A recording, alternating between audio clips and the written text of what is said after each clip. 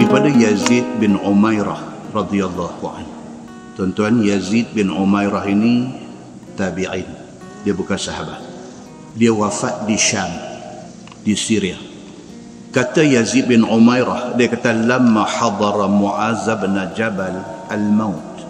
Dia kata apabila Muaz bin Jabal sedang menghadapi detik-detik mati dia. Tuan-tuan, Muaz bin Jabal ini nama popular. Dia termasuk dalam kalangan as-sabiqun al-awwalun, orang yang awal-awal masuk Islam. Dia orang Yathrib, orang Madinah. Dia masuk Islam hasil daripada penerangan yang dibuat oleh Mus'ab bin Umair. Mus'ab masuk Islam dulu pada dia. Mus'ab terang dekat dia tentang Islam. Dia tertarik. Maka Muaz bin Jabal masuk Islam musababkan kepada Mus'ab bin Umair. Dia masuk Islam sebelum Nabi hijrah daripada Makkah ke Madinah. Dia orang Madinah. Nabi tak mai lagi Madinah, dia sudah masuk Islam. Dan selepas dia masuk Islam, dia menjadi satu orang yang sangat alim. Dan dia juga seorang yang faqih, yang cukup faham tentang Islam. Pahaman dia terhadap Islam tidak pernah tersasar. Dia faham betul macam mana yang dikehendaki oleh Nabi sallallahu alaihi wasallam. Sehingga kan Nabi sallallahu alaihi wasallam sebut tentang Muaz bin Jabal ini, Nabi kata wa a'lamuhum bil halali wal haram Muaz bin Jabal. Nabi kata dalam kalangan sahabat-sahabat aku yang ramai-ramai ini, satu orang yang cukup alim tentang halal haram ialah Muaz bin Jabal. Itu satu endorsement, satu cop mohor Nabi bagi kat dia. Nabi sebut di depan semua orang. Nabi kata dalam ramai-ramai sahabat aku ini, Muaz bin Jabal, dia ni satu orang yang cukup alim tentang halal dan haram. Dan dia ikut Nabi SAW di dalam banyak peperangan, terutamanya perang Badar. Nabi SAW pernah pilih dia untuk menjadi utusan, wakil Nabi untuk pergi berdakwah ke Yaman. Tapi pribadi mulia ini, yang kata Muaz bin Jabal, satu orang sahabat Nabi yang pribadinya sangat unggul, sangat mulia ini, Allah Subhanahu wa taala sayang dia. Dia wafat di usia 28 tahun. Ada satu riwayat kata 33 tahun. Sama ada 28 ataupun 33, itu mati muda. Daripada masuk Islam sampai hari wafat dia pada usia 28 ataupun 33 ini, dalam masa yang sesingkat itu, dia boleh muncul sebagai satu orang sahabat Nabi yang cukup hebat. Dan hebat dia disahkan dan diakui oleh Nabi sallallahu alaihi wasallam. Hadis ni nak cerita pasal dia. Kata Yazid bin Umairah, dia kata lamma hadara Muaz bin Jabal al-maut.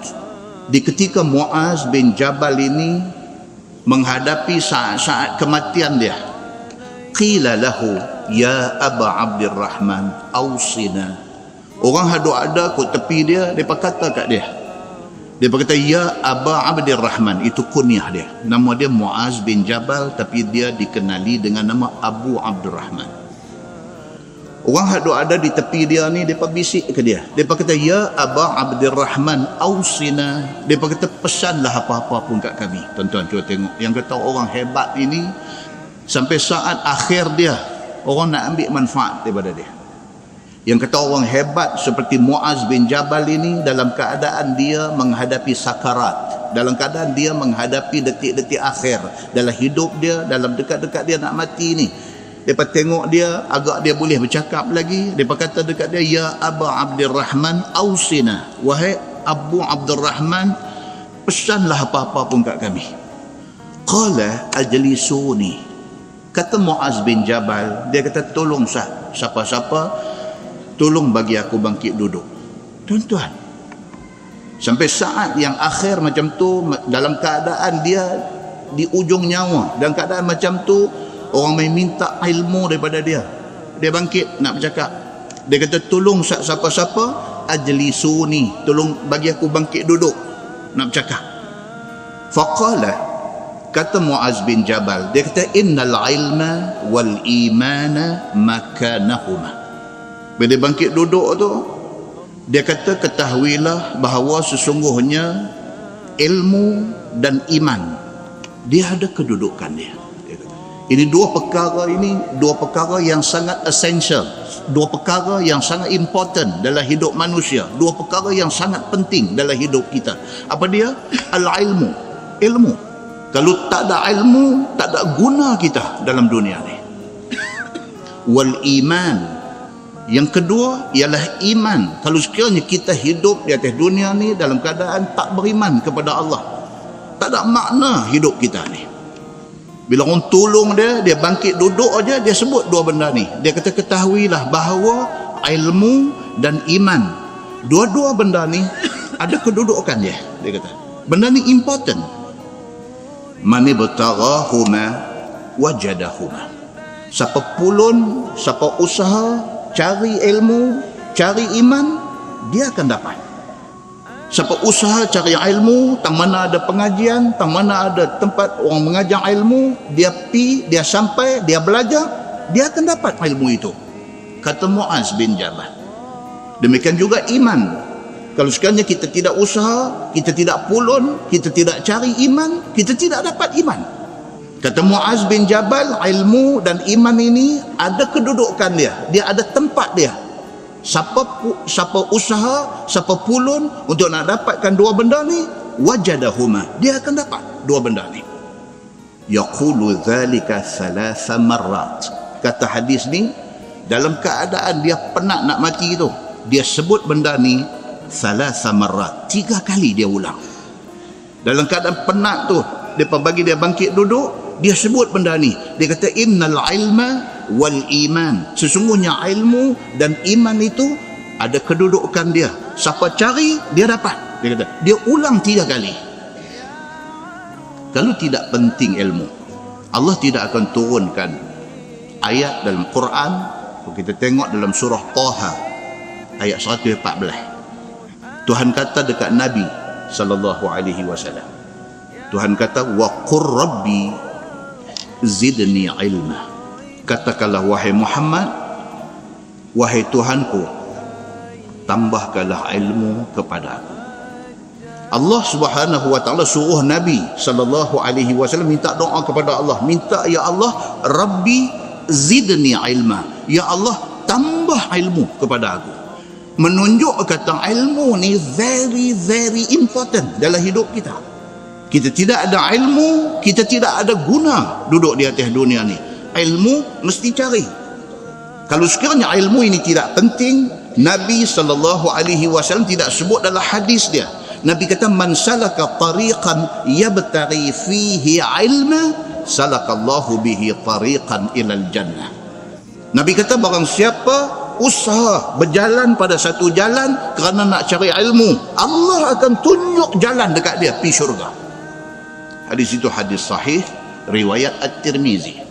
Kalau ilmu tak penting, Nabi tidak kata macam tu. Nabi kata siapa pulun, siapa usaha cari ilmu, Allah akan tunjuk jalan dekat dia, dia akan sampai syurga. Iman kalau sekiranya tidak penting, Nabi SAW tidak akan sebut dalam hadis dia, la yadkhulun nar man kana fi qalbi mithqalu habbatin min iman. Nabi SAW kata tidak akan kekal dia dalam neraka bagi orang yang dalam hati dia ada sebesar habuk daripada iman.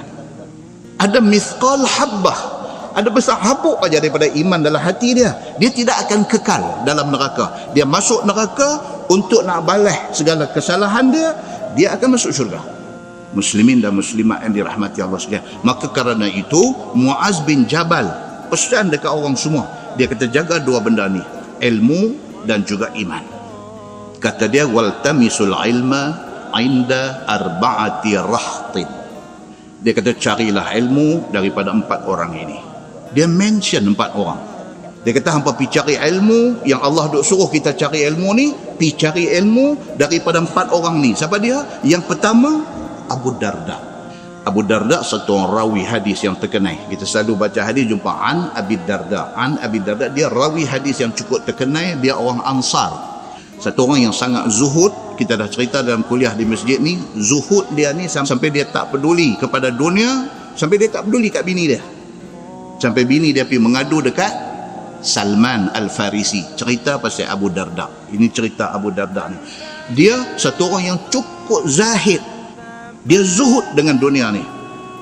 Walaupun begitu, apabila dia meninggal dunia, apabila dia wafat pada tahun 32 Hijrah, dia wafat pada masa pemerintahan Sayyidina Uthman bin Affan radhiyallahu anhu.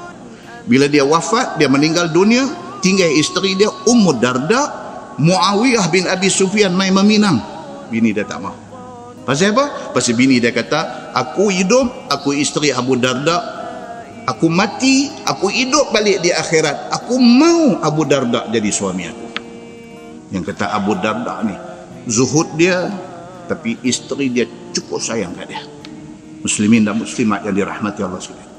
Dia salah seorang yang disebut oleh Muaz bin Jabal sebagai orang yang hendaklah hampa pilih kalau hampa nak berguru. Satu. Yang kedua, dia kata wa inda Salman Al-Farisi. Pergi cari Salman Al-Farisi, dia boleh menjadi guru.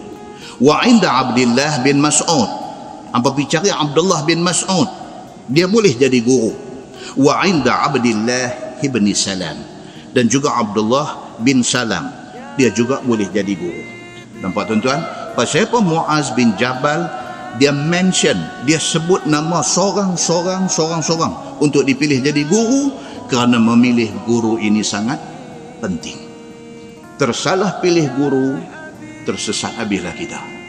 Sebab guru ni dia umpama kepala kereta api.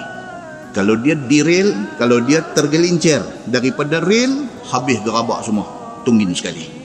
Sebab ada orang sebut, dia kata ihzaru zallatal alim.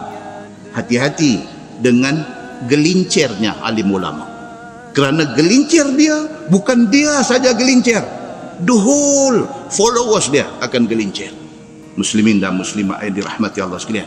Maka Muaz bin Jabal, dia mention nama seorang-seorang orang yang kalau hampa nak belajar, hampa pergi belajar dekat orang-orang ini. Dan dia emphasize pada nama Abdullah bin Salam, dia kata alladhi kana yahudiyan fa aslam. Dia kata Abdullah bin Salam ini, dia satu orang Yahudi dulunya. Dulu dia Yahudi, fa aslam, kemudian dia masuk Islam. Abdullah bin Salam ini siapa dia tuan-tuan? Asal-asal nama dia Husain bin Sailan. Saya dah cerita banyak kali dah. Dia keturunan daripada Nabi Yusuf alaihi salam. Nabi Yusuf bin Nabi Yaqub. Dia keturunan tu. Dan dia menjadi pendeta, menjadi pemuka kepada orang-orang Yahudi di Madinah. Reference mereka, apa masalah Yahudi akan refer dekat dia. Keilmuan dia di dalam memahami kitab Taurat ini, semua orang iktiraf. Tapi cerita tentang dia ni apa dia? Dalam dia duk menerah kitab Taurat ni, dalam dia duk menerah itu, bila mai bab cerita tentang Nabi akhir zaman, tentang Muhammad, tentang Ahmad, bila mai tentang tu, dia baca berulang kali. Daripada zaman dia pendeta Yahudi tu, daripada zaman tu, bila mai masuk cerita tentang Nabi akhir zaman, dia akan baca berkali-kali. Pasal apa tuan-tuan? Pasal dia seorang rahib Yahudi yang jujur. Dia nak cari kebenaran. Dia bukan satu orang yang ada own interest. Dia bukan satu orang yang ada kepentingan peribadi. Sebaliknya dia jujur. Kalau sekiranya Taurat kata akan ada satu Nabi akhir zaman, dan Nabi itu akan lahir di tempat sekian-sekian, dan sifat Nabi itu macam ni, macam mana yang Taurat cerita, dia cerita balik dekat orang-orang Yahudi yang ada di Madinah, dan dia bagi tahu dekat mereka semua, kata dia tunggu kedatangan Nabi ini. Sedangkan rahib Yahudi yang tidak jujur, bila mai cerita tentang Muhammad, mereka tutup. Bila mai tajuk Muhammad, mereka skip. Mereka tak mau highlight cerita tentang Muhammad ni, sebab mereka tak mau nak terima Nabi Muhammad ini sebagai Nabi akhir zaman. Kerana alasan mereka, Muhammad ini bukan daripada bangsa Yahudi, bukan daripada Bani Israel. Muslimin dan muslimat yang dirahmati Allah sekalian, kalau kita baca balik cerita detail tentang Abdullah bin Salam ini, Dia duk tunggu ni, bila Muhammad nak mai ke Madinah. Dia duk tunggu. Sehinggalah satu hari, dia duk atas pokok kurma, tengah duk tut pokok kurma, makcik dia lari mai. Makcik dia kata, Muhammad sampai dah di Quba. Dia dengar-dengar, spontaneously, mulut dia sebut, Allahu Akbar, Allahu Akbar.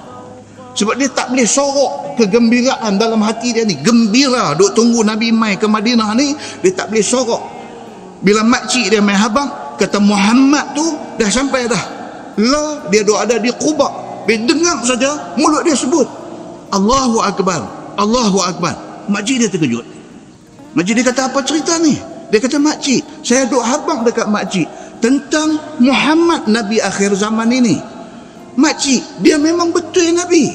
Saya dah teliti dah semua keterangan tentang dia yang ada di dalam kitab Taurat kita. Memang dialah orangnya. Saya nak jumpa dia, makcik. Dan apabila Nabi SAW masuk sahaja di dalam kota Madinah, masa itu nama Yathrib, dia di antara orang yang bergegas pi di tempat Nabi SAW berdiri bagi ucapan sulung di Madinah ni. Dia di antara orang yang mula-mula sampai di situ. Dia nak dengar sangat. Dia nak tengok muka Nabi Muhammad ni. Dia nak dengar Muhammad nak kata apa.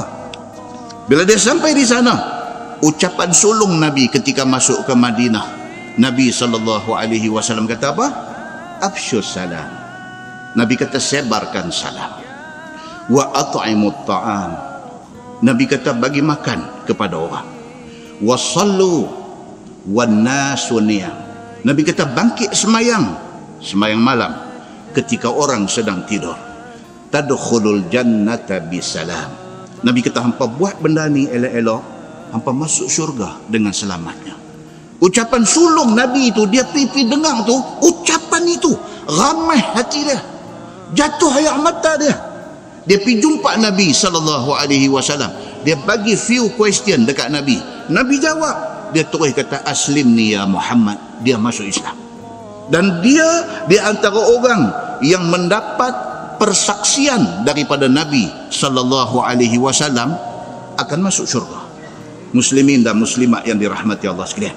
Maka Muaz bin Jabal, bila dia kata hampa kena belajar ilmu, di antara orang yang hampa nak kena pergi cari untuk belajar ilmu ni ialah Abdullah bin Salam. Dia kata, allazi kana yahudiyan. Abdullah bin Salam ini dulu dia Yahudi. Fa aslam, dia masuk Islam. Fa inni, kata Muaz bin Jabal, fa inni sami'tu Rasulullah sallallahu alaihi wasallam yaqul. Kata Muaz bin Jabal, telinga aku dengar Nabi sallallahu alaihi wasallam bersabda. Nabi kata, innahu asyaratin fil jannah. Telinga aku dengar Nabi kata, Abdullah bin Salam ini termasuk di dalam 10 orang jamin syurga. Muslimin dan muslimat yang dirahmati Allah sekalian. Dalam hadis yang sebut 10 orang, tidak sebut nama dia. Tapi Muaz bin Jabal kata, telinga aku dengar Nabi sebut Abdullah bin Salam ini salah satu daripada 10 yang jamin syurga. Dan hadis ini juga sahih. Muslimin dan muslimat yang dirahmati Allah sekalian, hati-hati dengan para sahabat Nabi. Mereka golongan istimewa, sehingga kan Nabi SAW sebut, Nabi kata, khairun nas qarni, summa alladhina yalunahum, summa alladhina yalunahum. Nabi kata, manusia paling baik ialah mereka yang hidup pada kurun aku. Nabi kata, manusia paling baik adalah mereka yang hidup pada zaman aku, pada kurun aku. Siapa dia? Sahabat-sahabat aku. Ini paling baik. Kalau sekiranya kita mengambil sahabat-sahabat Nabi membuat contoh, kita memang tak silap. Kerana mereka disebut oleh Nabi SAW sebagai golongan yang terbaik di kalangan umat manusia. Bahkan Nabi SAW pesan dekat kita semua tentang sahabat-sahabat ni. Nabi kata, la tasubbu ashabi. Nabi kata, jaga, jangan sapa di kalangan hampa, biar lidah hampa mencercah ataupun mencaci sahabat-sahabat aku. Jangan. Yang sebut Sayyidina Abu Bakar As-Siddiq radhiyallahu anhu, jangan kita biar mulut kita cercah mana-mana sahabat Nabi ridwanullah alaihim ajma'in. Karena Nabi SAW bagi warning kepada kita, tentang hal sahabat ini. Nabi kata, falau anna ahadakum anfaqa misla uhudi zahaban ma balagha mudda ahadihim aw nasifah. Nabi kata macam ni, aku nak abang apa. Kalau hampa ada mah sebesar bukit Uhud. Tuan-tuan, kita pergi di Madinah, kita tengok bukit Uhud. Berapa kilometer panjang, berapa tinggi. Nabi kata kalau hampa ada mah besar tu, hampa ambil mah itu semua, pergi infak pada jalan Allah. Nabi kata tak sama dengan sahabat-sahabat aku yang infak pada zaman aku dulu. Walaupun segenggam mereka infak, tak sama dengan mah satu bukit Uhud yang hampa infak. Hampa bukan challenge kepada sahabat-sahabat aku. Nabi habaq awal dah. Maknanya apa tuan-tuan? Hari ini selain daripada kita baca Quran, selain daripada kita baca hadis Nabi, kita juga kena baca tentang cerita para sahabat Nabi ridwanullah alaihim ajma'in untuk dijadikan contoh kepada kita semua. Mudah-mudahan mukadimah itu memberi manfaat kepada kita, insya-Allah.